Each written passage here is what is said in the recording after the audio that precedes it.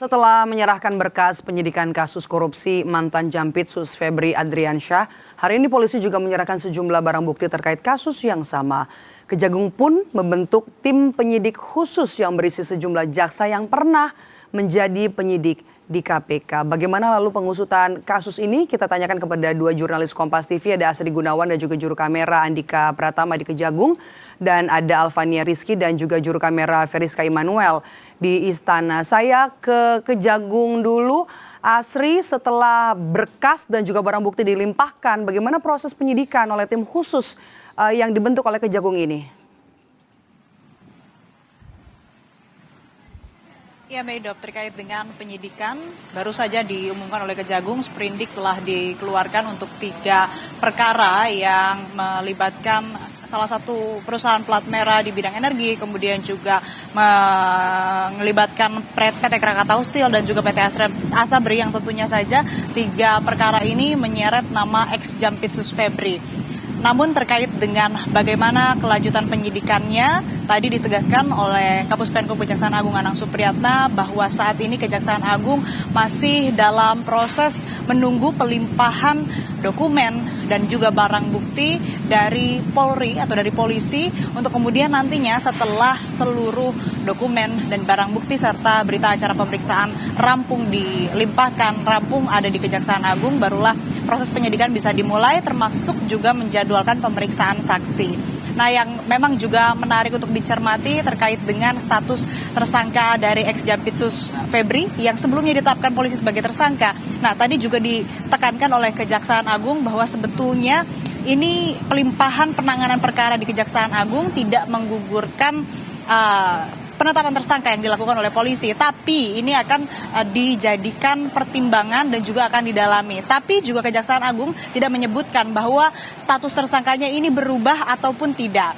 Itu yang memang disebutkan oleh Kejaksaan Agung. Kemudian Kejaksaan Agung Republik Indonesia juga sudah membentuk tim khusus yang mana terdiri dari 9 jaksa yang mayoritas merupakan alumni dari KPK. Dibentuknya 9 anggota tim khusus ini tujuannya agar penyidikan berjalan tanpa adanya konflik of interest. Dan tadi juga Kejaksaan Agung memastikan bahwa tidak ada relasi kuasa ataupun juga tidak ada hubungan antara 9 jaksa yang nantinya akan menyidik kasus ini dengan ex Jampitsus Febri. Dan tadi juga disebutkan bahwa nantinya penyidikan akan disupervisi oleh KPK dan juga di bawah pengawasan atau pantauan Komisi 3 DPR RI. Lebih lengkapnya berikut pernyataan Kapus Penkum Kejaksaan Agung Anang Supriyatna yang telah kami rekam sebelumnya.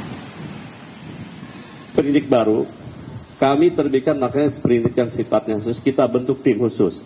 Ini terdiri dari 9 orang. Yang jelas sebagian besar penyidik-penyidik ini yang berasal mantan alumni KPK. Jaksa-jaksa yang pernah bertugas di KPK. Beliau ada kok. Kapan aja tinggal diperiksa aja, tinggal tunggu. Ya, okay. Beliau masih ada di Indonesia yang jelas. Ya, pokoknya nanti itu ada. Yang jelas dia pasti ada. Masih ada di Indonesia dan kan sudah dicekal juga. Baik, terima kasih dari Kejaksaan Agung. Kita akan kita akan bergeser ke Istana. Ada Alvania Rizky di sana. Alva, lalu bagaimana dengan usulan terhadap Kun tadi sebagai Jaksa Agung Muda Tindak Pidana Khusus pengganti Febri Adriansyah, dan juga bagaimana respons Istana terhadap polemik penanganan kasus ini? Ya, Maidop dan juga saudara, proses pengajuan nama Kun tadi sebagai Jaksa Agung Muda Tindak Pidana Khusus menggantikan Febri Ardiansyah ini dibenarkan oleh Menteri Sekretaris Negara bahwa Presiden sudah menerima surat yang dikirimkan oleh Jaksa Agung pada 14 Juli 2026 kemarin. Tetapi ia memastikan bahwa Istana masih harus memproses oleh tim penilai akhir terkait dengan apakah kemudian Presiden menyetujui nama Kun tadi atau ada nama lain yang kemudian disetujui oleh Presiden. Hal ini nantinya setelah TPA kemudian membulatkan suara atau sudah dikeluarkan keputusan oleh Presiden Prabowo Subianto bahwa penggantinya adalah Kuntadi seperti yang diusulkan oleh Jaksa Agung, maka nanti Presiden akan mengeluarkan keputusan Presiden yang menetapkan bahwa nama yang diajukan tersebut adalah pengganti dari Febri Ardiansyah sebagai Jaksa Agung Muda Tindak Pidana Khusus. Dan tadi Menteri Sekretaris Negara juga sudah merespon bagaimana dengan polemik penanganan kasus Febri Ardiansyah ini, seperti yang sudah diusulkan oleh mantan Menko Polhukam Mahfud MD bahwa sebaiknya penanganan kasus ini diserahkan kepada KPK untuk menghindari adanya konflik kepentingan. Nampaknya Istana memberikan pernyataan terbuka, tidak menyetujui, tidak juga menolak, bahwa yang pasti ditekankan oleh Presiden Prabowo Subianto adalah penegakan kasus korupsi itu sendiri. Berulang kali memang Presiden Prabowo Subianto selalu menekankan bahwa maling-maling uang negara, maling-maling uang rakyat ini harus ditangkap, harus ditegakkan sesuai dengan hukum yang berlaku.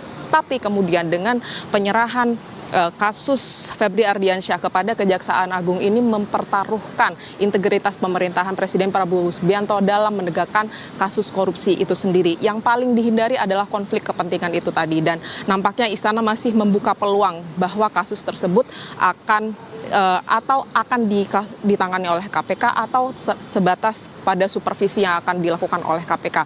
Lagi-lagi kita tunggu. Yang paling dinamis saat ini adalah siapa nama pengganti Febri Ardiansyah, apakah nama Kuntadi, dan juga bagaimana penanganan kasus korupsi yang melibatkan mantan Jampitsus tersebut, apakah